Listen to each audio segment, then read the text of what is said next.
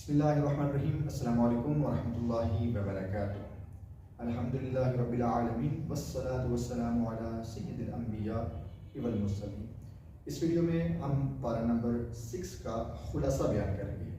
پارہ نمبر 6 دو عظیم صورتوں پر مشتمل ہے جو السبع الطوال میں آتی ہیں، اور ان صورتوں کے متعلق آپ صلی اللہ علیہ وسلم کی حدیث ہے کہ جس نے السبع الطوال صورتیں سیکھ لیں وہ بہت بڑا عالم ہے، یعنی علم والا ہے۔ پارہ نمبر 6 میں سورۃ النساء کا آخری حصہ اور سورۃ المائدہ کا ابتدائی حصہ شامل ہے۔ سورۃ النساء میں عورتوں کے حقوق اور خانہ داری کے بارے میں باتیں کی گئی ہیں کہ آپ نے ایک معاشرے میں، ایک خاندان میں کیسے رہنا ہے، اور سورۃ المائدہ کے بارے میں آپ صلی اللہ علیہ وسلم کی حدیث ہے کہ میری امت کے مردوں کو چاہیے کہ وہ سورۃ المائدہ کو یاد کریں۔ سورۃ النساء کا انتہائی یعنی آخری حصہ جو پارہ نمبر 6 میں آیا ہے، اس میں 4 باتوں کا ذکر ہے۔ نمبر 1، برائی پھیلانے کی ممانعت۔ یہاں پر ان آیات میں برائی پھیلانے کی ممانعت کی گئی ہے۔ اللہ رب العزت کو کھلے عام برائی کرنا سخت ناپسند ہے، اور اسی طرح لوگوں کے عیوب یعنی عیب کو، اپنے عیب کا چرچا کرنا بھی سخت ناپسند ہے۔ یعنی آپ اگر کسی میں برائی دیکھتے ہیں تو اس کی اکیلے میں، تنہائی میں اصلاح کریں، نہ کہ آپ کیا کریں، اس کا چرچا کرنا شروع کر دیں۔ یہ چیز اللہ رب العزت کو سخت ناپسند ہے۔ ایک تو سر عام برائی کرنا، گناہ کرنا اللہ رب العزت کو سخت ناپسند ہے، اور سیکنڈ نمبر پر کسی کے اندر آپ برائی دیکھتے ہیں، بجائے اس کی اصلاح کرنے کے آپ کیا کرتے ہیں، اس برائی کا جو اس بندے کے اندر ہے اس کا چرچا کرنا شروع کر دیتے ہیں۔ یہ بھی اللہ رب العزت کو سخت ناپسند چیز ہے۔ اور آج کل کیونکہ سوشل میڈیا کا دور ہے، اس میں ہم جو ہے وہ کوئی انویسٹیگیشن نہیں کرتے آیا کہ وہ بات صحیح ہے یا غلط ہے، تو ہم کیا کرتے ہیں، شیئر پہ شیئر کرتے جاتے ہیں۔ ہمیں اس چیز سے اوائڈ کرنا چاہیے اور لوگوں کے گناہوں کی پردہ پوشی کرنی چاہیے۔ جس طرح اللہ رب العزت نے ہمارے اپنے گناہوں کی پردہ پوشی کی ہوئی ہے، ہمیں بھی چاہیے کہ ہم دوسرے کے گناہوں کی پردہ پوشی کریں۔ سورہ نساء کا آخری حصہ جو 6 پارے میں آیا ہے، اس میں جو دوسری بات ذکر کی گئی ہے وہ یہود کی مذمت کی گئی ہے۔ ان کی مذمت یہاں پر اس لیے کی گئی ہے کہ انہوں نے حضرت عیسیٰ علیہ السلام کو قتل کرنے کی کوشش کی، اور اللہ رب العزت نے ان کو اپنے پاس سے بلا لیا۔ اور یہاں پر یہ بات یاد رکھیے گا کہ حضرت عیسیٰ علیہ السلام کو نہ تو کسی نے قتل کیا ہے اور نہ ہی جو ہے وہ پھانسی یعنی سولی پر لٹکایا ہے، بلکہ اللہ رب العزت نے حضرت عیسیٰ علیہ السلام کو اپنے پاس اٹھا لیا تھا، اپنے پاس بلا لیا تھا، اور وہاں پر ان کی شکل کا ایک اور بندہ جو ہے وہ آ گیا تھا۔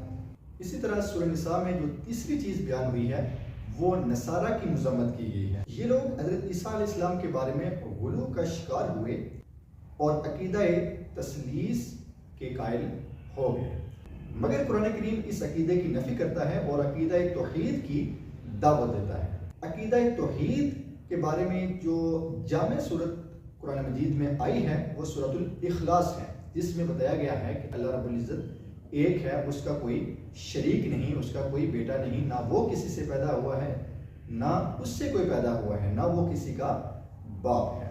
اس صورت میں خالص توحید بیان کی گئی ہے۔ 6 پارے میں جو سورۃ النساء آئی ہے، اس میں جو آخری بات ذکر کی گئی ہے وہ میراث کے اکارڈنگ ہے۔ اسلام نے سب سے پہلے عورت کو وراثت میں حق دیا ہے، اور یہاں پر عینی اور الاتی بہنوں کے حصے مذکور ہیں۔ ایک بیٹی کو نصف، ایک سے زیادہ بیٹیاں ہوں گی تو ان کو 2 ثلث حصہ دیا جائے گا، اور اگر ان کے بھائی بھی ہوں گے تو بھائی کو ان بیٹیوں سے دگنا حصہ دیا جائے گا۔ پارہ نمبر 6 میں جو دوسرا حصہ بیان ہوا ہے وہ سورۃ المائدہ کا ہے۔ سورۃ المائدہ کا ابتدائی حصہ پارہ نمبر 6 کے اندر ہے۔ سورۃ المائدہ کا جو ابتدائی حصہ 6 پارے میں ہے، اس میں 5 باتوں کا ذکر ہے۔ نمبر 1، اوفوا بالعقود، یعنی عہد کی پاسداری۔ ہر جائز عہد جو تمہارے اور رب کے درمیان ہو یا تمہارے اور انسانوں کے درمیان ہو، اس کو فلفل کرنا آپ کی ذمہ داری ہے، انسان کی ذمہ داری ہے۔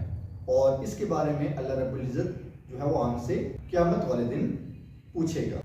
और अहद की पासदारी करना मोमिन होने की इलामत है। यहाँ पर मैं आपको एक वाक़या सुनाता हूँ कि सीरतुन नबी की किताब में पढ़ रहा था, तो उसमें मैंने पढ़ा कि दो सहाबी, जंग बदर का मौका था और आप सल्लल्लाहु अलैहि वसल्लम सफ़े सीधी कर रहे थे अपने सहाबा की। तो दो सहाबी आए जो कफ़ार ने जो है वो बैक एंड पे जो है वो रोक लिए थे और उनको पता था कि ये जंग में जाके शामिल होंगे। तो इन सहाबा ने कहा कि हम जो है वो जंग में शामिल नहीं होंगे।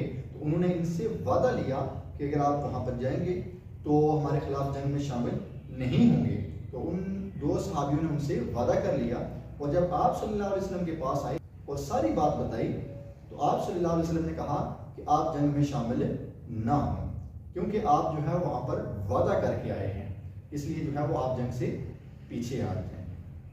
तो यहाँ पर आप देखिए कि जंग के मौके पर जो है वो एक एक शख्स जो है वो कितना कीमती होता है, लेकिन आप सल्लल्लाहु अलैहि वसल्लम ने अहद की पासदारी करना लाजमी समझी और ये हमें लेसन दिया कि किसी भी सूरत जो है वो आप जो है वो वादा खिलाफी ना करें। आपने जो अहद किया है, जो आपने वादा किया है, उसको हरगिज़ फुलफिल करें। इसीलिए अहद की पासदारी करने वाला और अहद की पासदारी जो है वो मोमिन होने की इलामत है।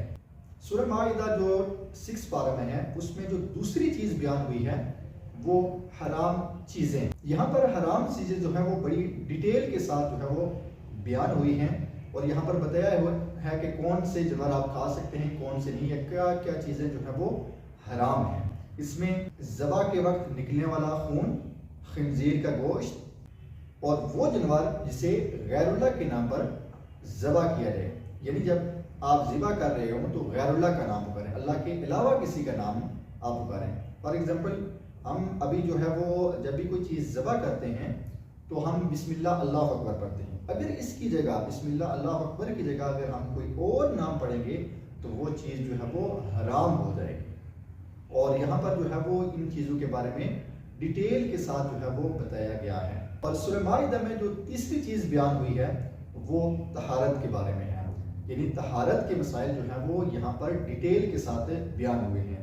तहारत यानी वुज़ू और इसके फ़राइज़ जो है वो यहाँ पर बयान हुए हैं, इसका तरीका बयान हुआ है। इसी तरह गुस्ल और इसके फ़राइज़ जो हैं वो बयान हुए हैं।